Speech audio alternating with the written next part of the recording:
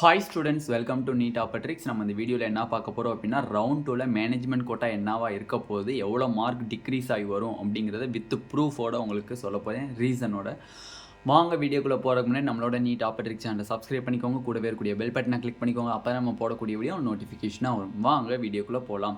First of all, நம்ம management quota round 1ல் என்ன கட் ஆஃப் இருக்கோ அதை பேஸ் பண்ணி தான் ரவுண்ட் 2 கட் ஆஃப் சொல்ல போகிறோம். அதுக்கு ஃபஸ்ட்டு ரீசன் ரொம்ப இம்பார்ட்டன்ட். இந்த வீடியோட எண்டில் டீட்டெயில்டாக ரீசன் சொல்லியிருப்பேன், வீடியோவை ஸ்கிப் பண்ணாமல் பாருங்கள். வாங்க வீடியோக்குள்ளே போகலாம். ஃபர்ஸ்ட் ஆஃப் ஆல் பார்த்தீங்க அப்படின்னா, PSG medical college 958 general rank, mark பார்த்தீங்க அப்படின்னா 523க்கு சீட்டு கிடச்சிருக்கு. கேஎம்சிஹெச் 1113 ஜென்ரல் ரேங்க், மார்க் பார்த்தீங்க அப்படின்னா 512. வேலம்மாள் பார்த்தீங்க அப்படின்னா 1355 ஜென்ரல் ரேங்க், மார்க் பார்த்தீங்க அப்படின்னா 496.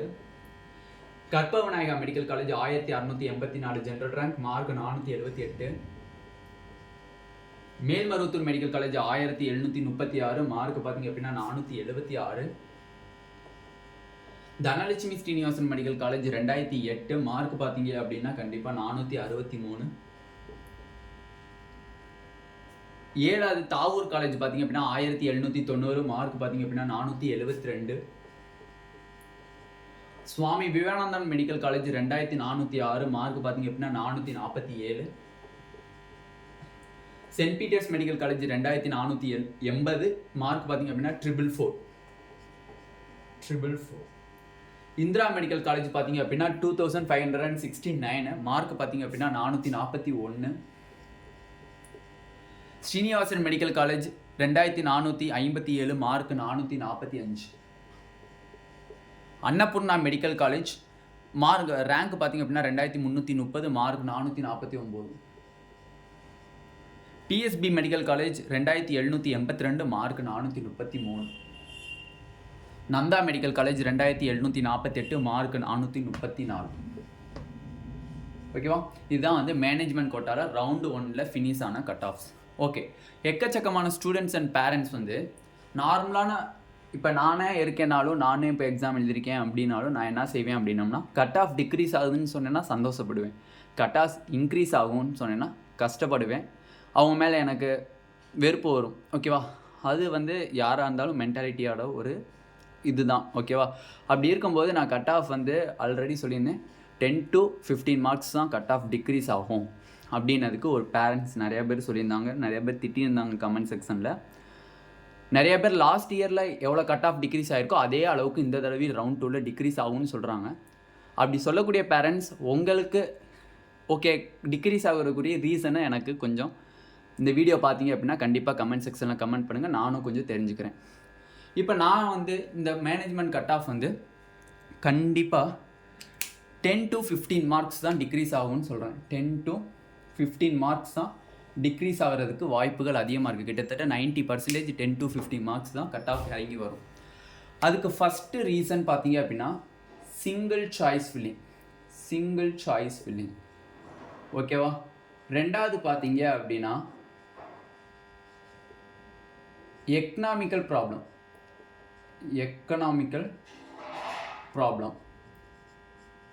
ஓகேவா? மூணாவது பார்த்தீங்க அப்படின்னா நம்பர் ஆஃப் ஸ்டூடெண்ட்ஸ். இந்த மூணை வச்சு தான் நம்ம டிசைட் பண்ணுறோம். 10 to 15 மார்க்ஸ் தான் இறங்கும்.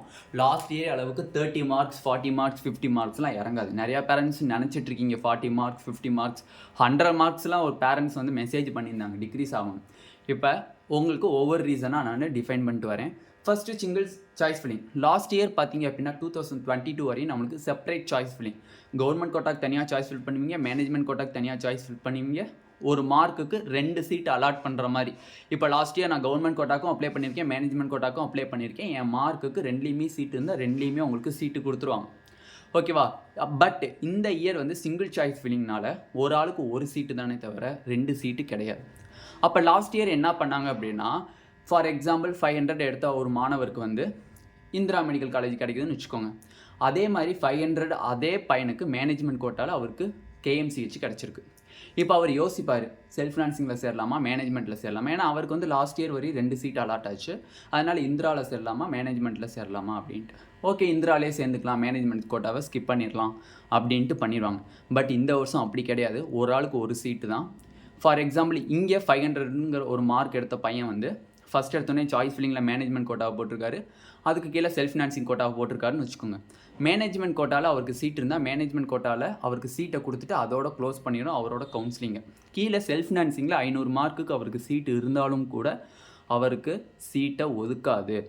அதுதான் வந்து இந்த சிங்கிள் சாய்ஸ் ஃபில்லிங், அந்த ஒரு சீட்டு தான். ஓகேவா? அப்படி இருக்கும்போது லாஸ்ட் இயர் நிறையா பேர் வந்து செல்ஃப் ஃபினான்சிங் சீட்டும் மேனேஜ்மெண்ட்டுக்கும் 2க்கும் அப்ளை பண்ணுறது மூலியமாக செல்ஃப் ஃபினான்சிங் கிடச்சா செல்ஃப் ஃபினான்சிங்கில் போய் ஜாயின் பண்ணியிருப்பாங்க, மேனேஜ்மெண்ட் சீட்டு வேக்கண்ட்டாக இருக்கும். பட் இந்த தடவை அப்படி இல்லை, மேனேஜ்மெண்ட்டுக்குன்னு நிறையா பேர் சாய்ஸ் ஃபில்லிங் ரெடியாக பண்ணியிருந்தாங்க. அப்போ மேனேஜ்மெண்ட்டில் இருக்கக்கூடிய ஸ்டூடெண்ட்ஸினுடைய நேம் வந்து பார்த்திங்க அப்படின்னா செல்ஃப் ஃபினான்சிங் காலேஜஸ்ன்னு சொல்லக்கூடிய 92.5% கவர்மெண்ட் கோட்டாவுடைய ரிசல்ட்டில் இருக்காது. ஓகேவா? அவருக்கு மேனேஜ்மெண்ட் அலாட் ஆயிடுச்சு அப்படின்னா செல்ஃப் ஃபினான்சிங் காலேஜஸில் இருக்கக்கூடிய அந்த லிஸ்ட்டில் இவர் பேர் இருக்காது. அதேமாதிரி செல்ஃப் ஃபினான்சிங் காலேஜஸில் இவருக்கு சீட் அலாட் ஆயிருந்துச்சு அப்படின்னா மேனேஜ்மெண்ட் சீட்டில் இவர் பேர் இருக்காது. அப்போ இவர் என்ன பண்ணி தான் ஆகணும், மேனேஜ்மெண்ட்டில் இருக்கக்கூடிய சீட்டில் ஒன்று ஜாயின் பண்ணணும், இல்லைனா ஃப்ரீ எக்ஸிஸ்ட் பண்ணணும். அப்போ எக்கச்சக்கமான ஸ்டூடெண்ட்ஸ் இதை தெரியாமையாக பண்ணியிருப்பாங்க. சாய்ஸ் ஃபில் பண்ணும்போதே ஓகே இந்த தடவை சிங்கிள் சாய்ஸ் ஃபில்லிங் மேனேஜ்மெண்ட்டை டாப்பில் போட்டோம் அப்படின்னா மேனேஜ்மெண்ட் தான் நம்மளுக்கு கிடைக்கும் நம்ம மார்க்குக்கு, அதனால் வந்து நம்ம செல்ஃப் ஃபினான்சிங் போட யாருமே அப்படி இல்லை, எல்லாருமே தெரிஞ்சு தான் இது பண்ணியிருக்காங்க. அப்போ இது மூலியமாக நிறையா மாணவர்கள் சேர தான் வாய்ப்பு இருக்கே தவிர வெளியில் வர்றதுக்கு வாய்ப்பு கிடையாது. அப்படி வந்தாங்கன்னா அவங்க காலேஜை ஃப்ரீ எக்ஸிஸ்ட் பண்ணிட்டு தான் வர முடியுமே தவிர வேறு எதுவும் பண்ண முடியாது. ஓகேவா? ஏன்னா அவங்க ஒரு ஆளுக்கு ஒரு காலேஜுங்கிற போது சிங்கிள் சாய்ஸ் ஃபில்லிங்கில் ஒன்று ஜாயின் பண்ணணும், இல்லைனா ஃபஸ்ட் ரவுண்டில் இருக்கக்கூடிய சீட்டை ஃப்ரீ எக்ஸிஸ்ட் பண்ணிட்டு தான் 2வது ரவுண்டுக்கு நம்ம பண்ண முடியும். ஓகேவா? அப்படியே 2வது ரவுண்டுக்கு போராடினாலும் அவர் செல்ஃப் ஃபினான்சிங் காலேஜுக்கு அவர் மார்க்குக்கு இருந்தால் தான் அவர் போவார். ஏன்னா வந்து ஃபஸ்ட் ரவுண்ட்லேயே அவருக்கு தெரியும் இந்த நம்ம மார்க்குக்கு 500 எடுத்திருக்கோம், 500க்கு அவருக்கு வந்து நியூ காலேஜஸ் கிடைக்கும் தெரியும். பட் அவருக்கு நியூ காலேஜஸ் வேணான்னு சொல்லி தான் நிறையா பேர் மேனேஜ்மெண்ட் கோட்டாவில் சாய்ஸ் ஃபில் பண்ணியிருக்காங்க. அப்படி இருக்கிறவங்க எப்படி நிறையா பேர் வெளியில் போவாங்க நமக்கு கணிக்கிறது ரொம்ப தப்பு. லாஸ்ட் இயர் மாதிரி இந்த வருஷம் கிடையாது. ஏன்னா லாஸ்ட் இயர் ஒரு ஆளுக்கு 2 சீட்டு, அதனால் செல்ஃப் ஃபினான்சிங் காலேஜில் நிறைய பேர் ஜாயின் பண்ணுறதுனால லாஸ்ட் இயர் மேனேஜ்மெண்ட் கோட்டாவில் வேகன்சி அதிகமாக இருந்துச்சு. பட் இந்த தடவை ஒரு ஆளுக்கு ஒரு சீட்டுனால மேனேஜ்மெண்ட்டில் இருக்கக்கூடிய ஸ்டூடெண்ட்ஸ் கண்டிப்பாக நிறையா பேர் ஜாயின் பண்ணிடுவாங்க. அதில் 90% ஸ்டூடெண்ட்ஸ் கண்டிப்பாக ஜாயின் பண்ணிடுவாங்க. ஏன்னா அவங்க பேரண்ட்ஸ் அண்ட் ஸ்டூடெண்ட்ஸ் வந்து யோசிக்காமல் அந்த சாய்ஸ் ஃபில்லிங்கை பண்ணியிருக்க மாட்டாங்க. கண்டிப்பாக நம்மளால் முடியும், மேனேஜ்மெண்ட்டில் ஜாயின் பண்ணிக்கலாம் அப்படிங்கிற ஒரு காரணத்தினால தான் அவங்க சாய்ஸ் ஃபில்லிங் பண்ணியிருப்பாங்க. ஓகேவா? ஓகே. 2வது பார்த்தீங்க அப்படின்னா எக்கனாமிக்கல் ப்ராப்ளம். ஓகே, நான் 90% வந்து கண்டிப்பாக வந்து சீட்டை எடுத்துருவாங்க, ஸ்டூடெண்ட்ஸ்க்கு கொடுத்த சீட்டை எடுத்துருவாங்க. 90% டெஃபினெட்லி எடுத்துருவாங்க. ஓகேவா? எக்கனாமிக்கல் ப்ராப்ளம் பார்த்தீங்க அப்படின்னா ஒன்லி 5% ஆஃப் ஸ்டூடெண்ட்ஸ் 10% ஆஃப் ஸ்டூடெண்ட்ஸாக இருப்பாங்க. எப்படின்னே அப்படின்னா நார்மலாக வந்து மேனேஜ்மெண்ட் கோட்டாவுக்கு அப்ளை பண்ணிடுவாங்க. பண்ணதுக்கப்புறம் ஃபீஸை போய் விசாரிக்கும் போது அவங்க எஸ்டிமேட் போட்டது 18 lakhs இருக்கும். பட் அங்கே போய் காலேஜில் கேட்கும்போது 20 lakhs 22 lakhs அப்படிங்கிறது நம்மளுக்கு எஸ்டிமேட் வரும். அப்போதைக்கு அவங்க என்ன செய்வாங்க, ஐயோ நம்மளால் கட்ட முடியாது, ஓகே இந்த சீட்டை வந்து ரிசைன் பண்ணிடலாம், ஃப்ரீ எக்ஸிஸ்ட் பண்ணிடலாம் அப்படின்னு சொல்லி இருக்கிறவங்களும் சம் ஸ்டூடெண்ட்ஸ் இருக்காங்க. ரொம்ப ரொம்ப மைன்யூட் அளவில் தான் ஸ்டூடெண்ட்ஸ் இருக்காங்க. அப்போ அதில் நீங்கள் பார்த்தீங்க அப்படின்னா ரொம்ப கம்மியான அளவில் தான் ஸ்டூடெண்ட்ஸ் இருப்பாங்க இன் எக்கனாமிக்கல் ப்ராப்ளத்தினால. நெக்ஸ்ட்டு பார்த்தீங்க அப்படின்னா நம்பர் ஆஃப் ஸ்டூடெண்ட்ஸ் பார்த்தீங்க அப்படின்னா லாஸ்ட் இயர்லாம் ஒரு மார்க்கில் கிட்டத்தட்ட ஒரு 6 பேர் 7 பேர் தான் இருப்பாங்க. மேனேஜ்மெண்ட் கோட்டான்னு எடுத்துக்கிட்டா 6-7 பேர் அந்த ரேஞ்சில் தான் இருப்பாங்களே. ஏன்னா வந்து லாஸ்ட் இயர் பார்த்தீங்கன்னா ஒரு மார்க்லேயே கிட்டத்தட்ட 15 மெம்பர்ஸ் கிட்ட தான் இருப்பாங்களே டோட்டலாக பார்த்தீங்க அப்படின்னா. பட் இந்த தடவை பார்த்தீங்க அப்படின்னா ஒரு மார்க்கில் கிட்டத்தட்ட 30-40 பேர்த்துக்கு பக்கம் இருக்காங்க ஒரு மார்க்கில். அதேபடி ரேங்க் லிஸ்ட்டில் மீன்ஸ் மேனேஜ்மெண்ட் கோட்டா ரிசல்ட்டை பார்க்கும்போது ஒரு மார்க்லேயே கிட்டத்தட்ட 15-16-17 பேர் இருக்காங்க.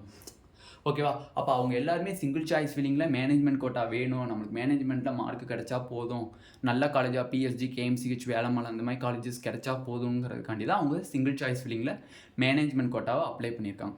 ஓகேவா?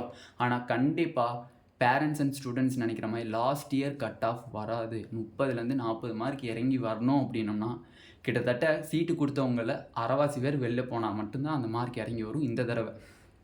ஏன்னா லாஸ்ட் இயர் எதனால் வேக்கண்ட்டாக இருந்துச்சு, எதனால் அவ்வளோ டிக்ரீஸ் ஆகி வந்துச்சு அப்படிங்கிறத சொல்லிட்டு லாஸ்ட் இயர் வரையும் உங்களுக்கு வந்து டியூயல் சாய்ஸ் ஃபில்லிங், இந்த வருஷம் சிங்கிள் சாய்ஸ் ஃபில்லிங், ஒரு ஆளுக்கு ஒரு சீட்டு தான். ஆனால் இங்கே லாஸ்ட் இயர் வரையும் பார்த்திங்கன்னா ஒரு ஆளுக்கு 2 சீட்டு. அதனால் இதுவா அதுவா எதில் வேணால் போய் ஜாயின் பண்ணிக்கலாம். செல்ஃப் ஃபினான்சிங் பிடிச்சிச்சுன்னா செல்ஃப் ஃபினான்சிங்கில் போய் ஜாயின் பண்ணிக்கலாம். மேனேஜ்மெண்ட் கோட்டா ஸ்கிப் பண்ணிடலாம். இல்லை மேனேஜ்மெண்ட்டில் ஜாயின் பண்ணிவிட்டு செல்ஃப் ஃபினான்சிங் காலேஜஸை ஸ்கிப் பண்ணிடலாம். அதனால உங்களுக்கு மேனேஜ்மெண்ட் கோட்டாவில் அந்த வேக்கன்சி லிஸ்ட் வந்து அதிகமாக இருந்துச்சு. பட் இந்த தடவை அப்படி இல்லை. ஓகேவா? ஒரு சீட்டு தான் ஒரு ஆளுக்கு. போய் ஜாயின் பண்ணணும், இல்லைனா ஃப்ரீ எக்ஸிஸ்ட் ஆகிடும் அந்த ரூல்ஸ். அதனால் மேக்ஸிமமான ஸ்டூடெண்ட்ஸு சீட்டை ஃபில்லப் பண்ணிடுவாங்களே தவிர சீட்டை விட மாட்டாங்க. ஓகேவா? அப்போ வேக்கன்சிங்கிறது வரதே நம்மளுக்கு அதிசயம் தான். வேக்கன்சி வந்துச்சு அப்படின்னா ஓரளவு வரும். ஓகேவா? ஓரளவுனா லாஸ்ட் இயர் மாதிரி எக்ஸ்பெக்ட் பண்ண முடியாது வேக்கன்சி லிஸ்ட்டை. பட் வரும், வேக்கன்சி லிஸ்ட்டு நம்மளுக்கு வரும் ஓரளவு. பட் அதுலேயும் பார்த்தீங்கன்னா 10 to 15 மார்க்ஸ்க்குள்ளே தான் குறையிறதுக்கு சான்சஸ் இருக்குது. ஓகேவா? இதில் டீட்டெயிலாக நம்ம மேனேஜ்மெண்ட் கோட்டாவில் கட் ஆஃப் எவ்வளோ வரும் அப்படிங்கிறது சொல்லியாச்சு. இந்த வீடியோ உங்களுக்கு பிடிச்சிருந்துச்சு அப்படின்னா நம்மளோட நீட் ஆப்பர்டிக் சேனலை சப்ஸ்கிரைப் பண்ணிக்கோங்க. கூடவே இருக்கக்கூடிய பெல் பட்டனை கிளிக் பண்ணிக்கோங்க. அப்போ நம்ம போடக்கூடிய வீடியோ உங்கள் நோட்டிஃபிகேஷன் ஆகும். உங்கள் ஃப்ரெண்ட்ஸ் எல்லாத்துக்குமே ஷேர் பண்ணிக்கோங்க. Thank you students.